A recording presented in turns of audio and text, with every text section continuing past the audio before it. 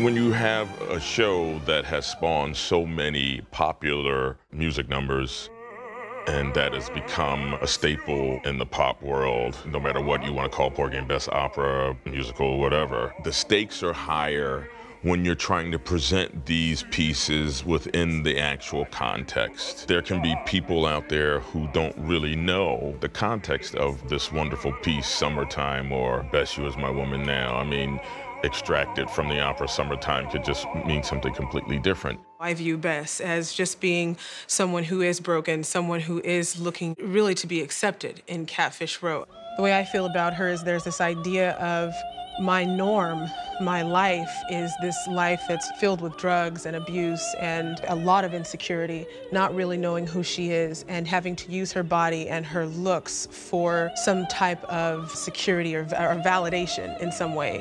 But then when she meets this man who doesn't abuse her, he isn't a drug abuser and he actually loves her, he takes care of her. The way she sees him is, wow, in a way it's kind of like Violetta, I guess, when she says, you know, is this possible to have a real love? Like, does that actually exist? Something that is a true unconditional love. And I think that's what she's looking for.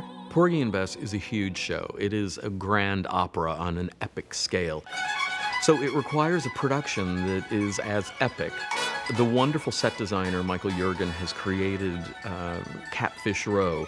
It's a set that moves and changes, and we get to see it from all different angles, which is really exciting. And we set it pretty firmly in the 1920s, 1930s. Kathy Zuber is the wonderful costume designer, and every individual in the chorus has a story. It's like their stories are told by what they wear. So it has a beautiful palette. It definitely evokes a seaside community, which it is, in Charleston, South Carolina. It's a grand, beautiful, colorful, but austere production. I would say it has a certain cinematic sweep to it, but ultimately it's an extremely theatrical production.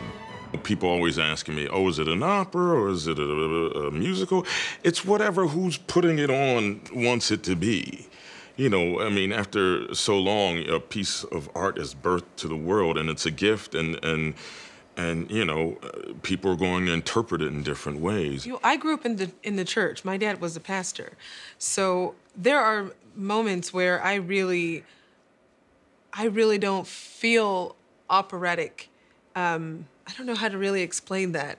I guess like the Promised Land, just before that's really, to me, that's not about opera, it's about a feeling.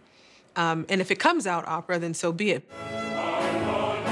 The reason why this has managed to stay in the hearts of people all over the world for 85 years is because it does resonate with people's hearts. And it's true, like we said earlier, it's very true that the characters could be anybody from any language, any background, any country, anywhere.